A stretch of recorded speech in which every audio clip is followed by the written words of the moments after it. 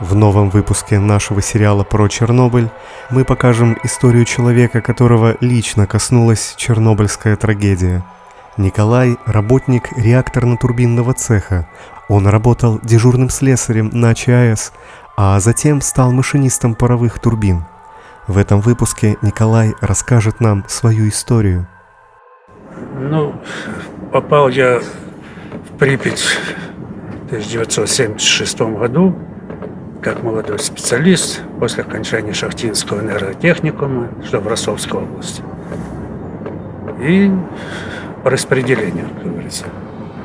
И начинал свою трудовую деятельность в реакторно-турбинном цехе, дежурным слесарем.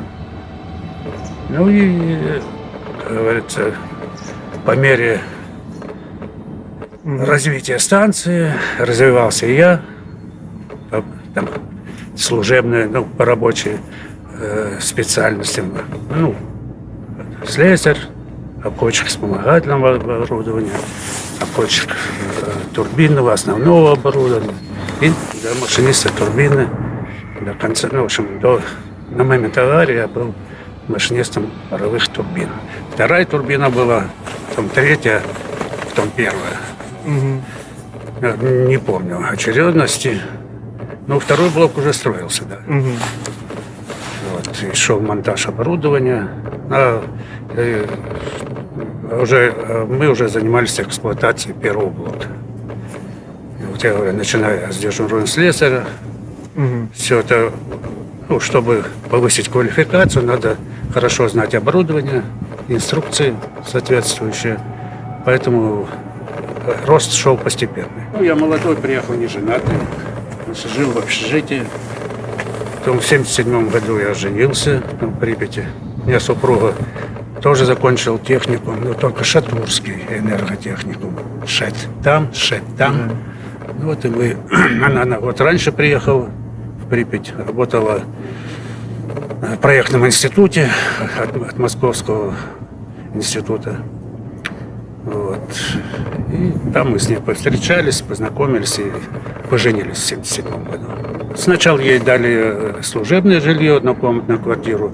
Где-то около года мы там пожили в этом служебном жилье, а потом мне на работе выделили двухкомнатную квартиру. И уже от станции получается? От станции получил, да. В 1978 году, я понимаю. Или в конце, да, в 1978 году. Снабжение у меня есть опыт сравнить. Я в шахтах жил. Это Горняцкий город, там где-то 250 тысяч населения. Там было снабжение по категориям тогда в Советском Союзе. Там было снабжение по первой категории. Мясные, молочные продукты. И когда отменили это про шахты, сразу почувствовалась разница, да. И когда приехал в Припять, в Припяти было типа такое, тоже по первой категории снабжалось. Было все. Как говорится, по поводу снабжения продуктами было все. Была какая поначалу проблема, что когда люди в основном на работе, работники станции, там управление строительства, с соседних деревень приезжали. И выгребали все из магазинов? Почти. Потом начались жалобы и начали уже после 5 продавать. Хотя, спасибо местным жителям, они нас снабжали свежими продуктами. По поводу, допустим, промышленных товаров, тоже неплохое было снабжение. Импорта много было. И, как говорится, одежда, и мебель. Мебель там или по записи, или там по распределению, там как-то, в общем, у кого... Я например, все покупал в кредит, там мебельный магазин был, все по сорту товара, как говорится. Возможность была спокойно взять кредит, там 3% кредит был, зарплата высчитывалась без болезни. В ночь на 26 апреля Николай как раз был в ночной смене на ЧАЭС и хорошо запомнил, как именно произошла Чернобыльская катастрофа. В ночь аварии, это 25 числа апреля у меня день рождения, было 34 года мне исполнилось. Как говорится, ни капли нельзя принять на грудь было. Поэтому есть такое событие, как говорится, с корабля на бал. И еще я был в отпуске. А отпуска у нас в то время большие были, 36 рабочих дней, по-моему, если как помнится. Плюс еще выходные там. И когда я вышел в ночь на работу, это была вторая уже смена ночная. Что там происходило на станции, естественно, я не знаю. За 1,5 месяца многое могло поменяться. Вот я вышел на работу на первую турбину. Я машинистом турбины был, да. Машина была, турбина, то бишь, на валоповороте. Я видел это интервью Сергея Акулина. Он там подробности все рассказал, что там было. Ну, вот выходя из отпуска, нам как минимум 3 дня должны пройти стажировку, чтобы изучить оборудование, ознакомиться с какими-то переменами, если что-то есть. И тогда уже к самостоятельной работе приступаешь. Ну вот я вышел на остановленную турбину на валоповороте, собирались ее останавливать в ремонт плановый. И смену мы приняли, доложили на блочный щит управления, что все нормально, оборудование работает. И, как говорится, по традиции, как Сергей рассказывал, на второй турбине там стекляшка для персонала. Мы там это самое, пили чай по приемке смены. И в это время произошел хлопок сильный. Это было уже начало первого, даже второго часа. Произошел хлопок. Мы так переглянулись с Сергеем. Я у него спрашиваю, что-то какие-то у нас проходят эксперименты или что-то оборудование, что-то испытывают. Потому что перед остановкой, перед пуском турбин, допустим, испытываются главные предохранительные клапана паропроводов. Там на определенное давление. И там, когда они срабатывают, там трубы трясутся паровые, да. Большая вибрация такая. Она, да нет, ничего. Мы уже вторую смену стоял. Ничего нет, не планировался. И на блочный щит позвонили. Нам ответили, что что-то произошло на 4-м блоке. И тут звонок на городской телефон позвонил. Мне звонит моя супруга. Коля, у вас там пожар. А у меня дом в Припяти стоял первый на въезде в Припять. На Ленина 1А, на 5-м этаже квартира. Она не спала, смотрела на станцию. Она когда уезжала, она мне потом рассказывала, что когда я ехала, она все смотрела за автобусом, как стояла на балконе и смотрела на станцию. И видела, как это произошло. Взрыв. Спустилась, у меня телефона не было своего, спустилась до соседей на 3-й этаж, перезвонила туда, мне на турбину. Я говорю, ничего у нас нет. Какого пожара? Как у вас там взрыв? Горит станция. Со стороны турбинного цеха не видно реакторного цеха, здания реактора. Тем более я на первом блоке работала, первая турбина, где 4-й блок. Там уже ночью мы не только почувствовали, что хлопок и сильный такой был, и как бы большая вибрация стен была. Она говорит, нет, у вас горит там пожар какой-то. Да, она это видела, это было по прямой, это там пару километров. Тем более на 5-й этаж, и все это прекрасно было видно. Но мы с Сергеем быстренько разбежались по своим рабочим местам, чтобы проверить свое оборудование. Мало ли, после все вроде нормально казалось. Я снова докладываю на блочный щит, что у меня оборудование нормально. Скажу, что там, не знаю. Ну, мне отвечает СЮД, я не знаю, что там. Мы не знаем, вот на блочном щите, мы не знаем, что там произошло. Там какой-то проводится эксперимент. Может, на реакторе. Хотя ну, это с 12 отметки, вот, цех длинный, создание турбинного цеха. Видно было, как со стороны там, 8, 7, ну, 4 блока марш-зал заполняется как бы туманом, там, пеленой такой, паром или что-то такое. Я еще подумал, может быть, какой-то эксперимент, может, генератор рвануло, водород. Это одна из версий таких моих догадок. Потому что больше там в турбинном цехе такого, чтобы взрыв такой вроде бы не было. Это причина для взрыва.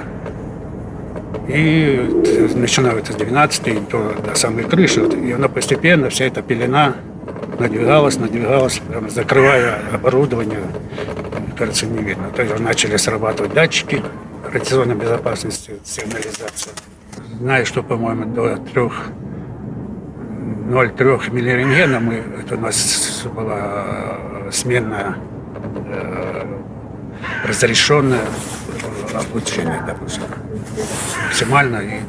А если выше, там уже по распоряжению главного инженера или директора станции, то до 5 БР, до 3 БР, а главный инженер до 5 БР, директор станции, ну, это отдельным приказом, все это, ну, это по инструкции по радиационной безопасности определено. Полезу я на крышу, посмотрю, что там, если жена сказала, что что-то горит, полезу на крышу. По наружной лестнице пожарная такая есть, напротив каждой турбины. Я поднялся на крышу марш-зала. На месте, там, где вентиляционная труба 3-4 блока, это не дымовая, а вентиляционная труба. Как бы пламень такого не было сильно, был пар и такой луч малиновый. С этого пара поднимался малиновый луч, но невысоко так был. Над станцией висел и потом как бы пропадал в темноте. Видел, как одна пожарная машина стояла и поднимались пожарные. Один там внизу был возле машины, один был на крыше марш-зала, а третий парень поднимался на аэратор. На таблетку они разматывали пожарные рукава. Крыша в это время марш-зала не горела, потому что есть версия, что там вот пожарные тушили крышу марш-зала. Крыша марш-зала не горела. Они полезли и тушили там крышу реакторного зала. Или там, что там горело, я с крыши марш-зала не видно было разрушение реактора. Вот. Я хотел туда еще дальше пройти, сказать хлопцам, что зря вы туда вас несет. Потому что если авария такого масштаба, взрыв на реактор, они должны без дозометриста, они там не должны были туда лезть без допуска дозометриста. Ну вот они, я, видимо, не знаю, у них своего или не было, или, как говорится, деваться некуда было, ждать, когда там дозометриста разрешат. Ну, их в разведку поставили, кажется, нами послали, и на их усмотрение, не видим, там действовали. И мне хотелось, как говорится, крикнуть, куда вас, ребята, черт несет. Но ну, тут уже сработало свое чувство самосохранения, как говорится. И плюс оборудование там без присмотра. Ну, я развернулся, опять вернулся на рабочее место. Потом прошел в сторону туда третьей, четвертой турбины на второй блок. Потому что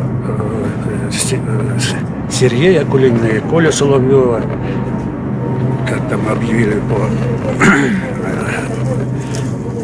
громкой, да не по громкой, по-моему, просто позвонили, что комсомольцы и коммунисты, пожалуйста, прибыть на блочный щит для создания аварийной бригады, для поиска пропавших там людей. Ну вот Соловьев и Акулин ушли хлопцы, а мы вдвоем с напарником Удовиченко Володя, уже умер давно.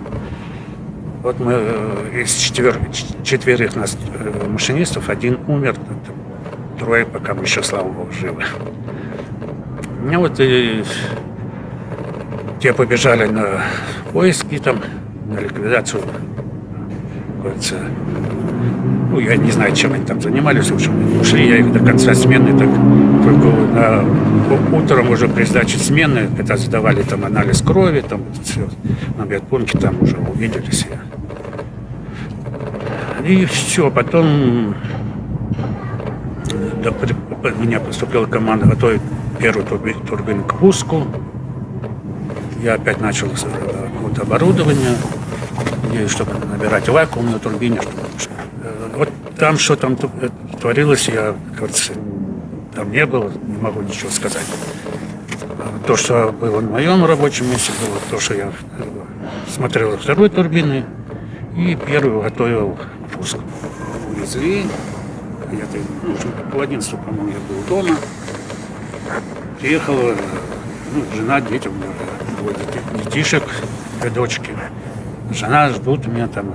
В общем, я поехал, кажется, уставший, злой и непонятно. Правда, когда возвращались, объехали даже 4-й блок, надо же посмотреть было нам, как оно там сильно там разрушено. На самом что в конце концов произошло.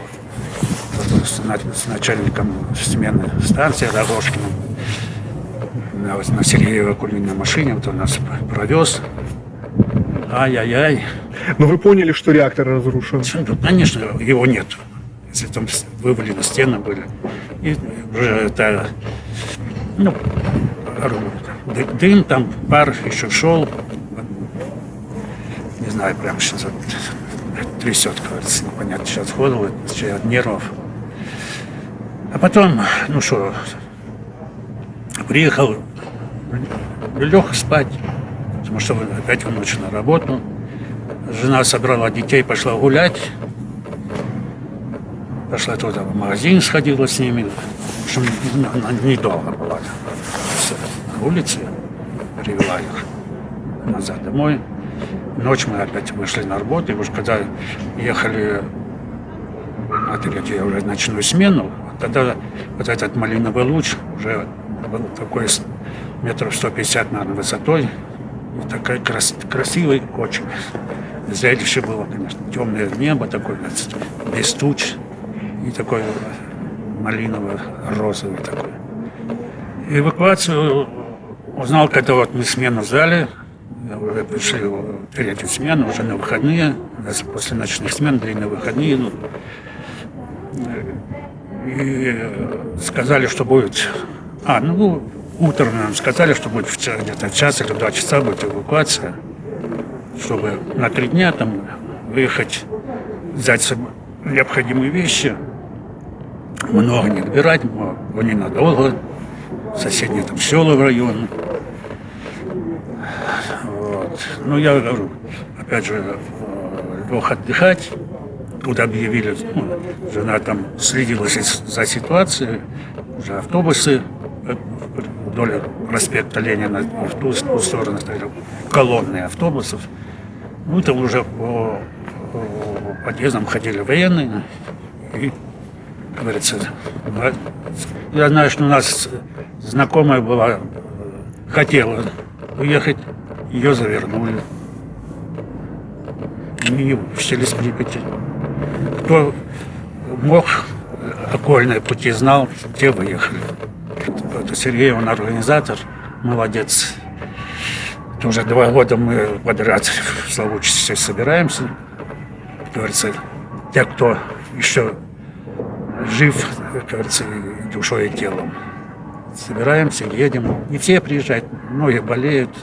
Уже если, ну, если уже старше, мне 69. Еще, слава богу, хожу к своим. Многие уже не в состоянии просто. Может, и желание есть приехать и встретиться, и поговорить, вспомнить свою молодость. Встречаемся и перезваниваемся, и узнаем, как ты, ничего. Как говорится, хожу, а я лежу. Пока еще зеленой энергетики до нее далеко, потому что она не менее, как говорится, капитальное вложение в нее. Мне просто жалко, что это Чернобыльское закрыли. Перед тем в нее очень много денег вложили в реконструкцию реакторного цеха, турбинного, введение новых защит. В общем, почти год. Получается, все было зря. Да, и все это было зря. Ну, политика. Понятно. Пошли на поводу у Запада, политиков. Понятно. А так бы станция должна была работать сама на себя, и вот эти все затраты, которые в нее вкладывались, она себя обеспечивала деньгами. В конце серии мы покажем вам ту самую квартиру Николая в Припяти, которую он оставил 27 апреля 1986 года. Как и большинство припятчан, Николай считал, что покидает свой город всего на 3 дня, на тот период, за который город успеют помыть к первомайским праздникам. Но в Припять Николай не вернулся уже никогда. Типовая панельная пятиэтажка с декоративными барельефами на тему атомной энергетики, в которой жил Николай, до сих пор стоит в Припяти на проспекте Ленина, совсем рядом с въездом в город. Это самая южная сторона Припяти, которая находится ближе всего к ЧАЭС, и в ночь на 26 апреля супруга Николая фактически наблюдала аварию в прямом эфире.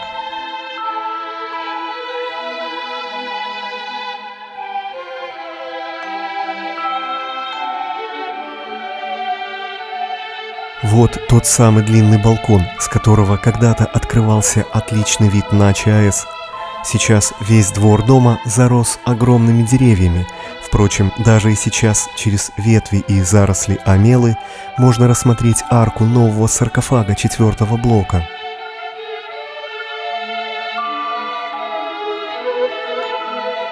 В большой комнате квартиры можно увидеть остатки мебельной стенки и даже сохранившуюся грамоту в память о спортивных достижениях. В кухне, обклеенной клетчатой пленкой, осталась газовая плита. Первые 2 микрорайона Припяти были газифицированы.